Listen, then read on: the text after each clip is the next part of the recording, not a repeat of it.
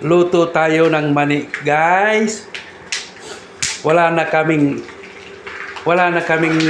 kunti lang ang trabaho namin. Sideline namin to para mabuhay lang. Ibibinta namin to 5 real kada balot, ay kada sukat. Tapos babayaran ko pa yung tagahalo. 10% daw.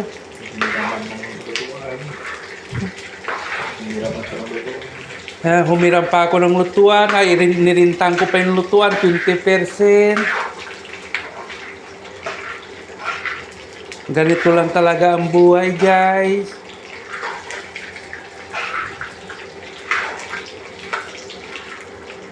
Pati yung kawali namin, sira-sira na, oh. Baka may mag-donate din sa inyo. Alam nyo ba, guys, kung pupusuan nyo itong ating video, malaking tulong na sa akin.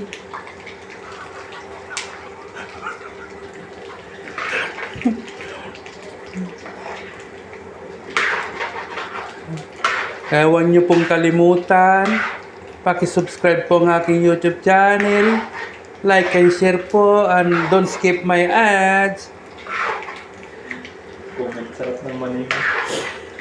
Sana sumarap tong mani ko, guys.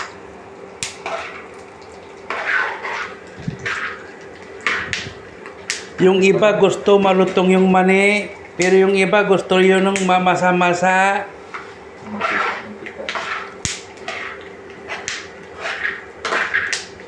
And guys, habang day off namin, nagluluto kami ng mani. Kasi pag kami bumili na, kamahal-mahal pag yung ano ba tawag doon, nang naluto na, no? Wala pang kalasa-lasa. Kaya itong sinubukan namin, inuna namin yung bawang, sili, tapos ihahalo na lang po yun pagkatapos ng naluto ito. Ayan, malapit na. Mamula-mula na. Di ba pag ang mani mamula-mula, masarap? Ay, ba? Ay, yun yung sinasabi ko sa iyo eh. Minus yan sa 10% mo.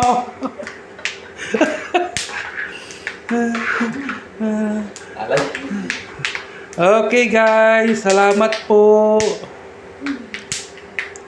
See you next video.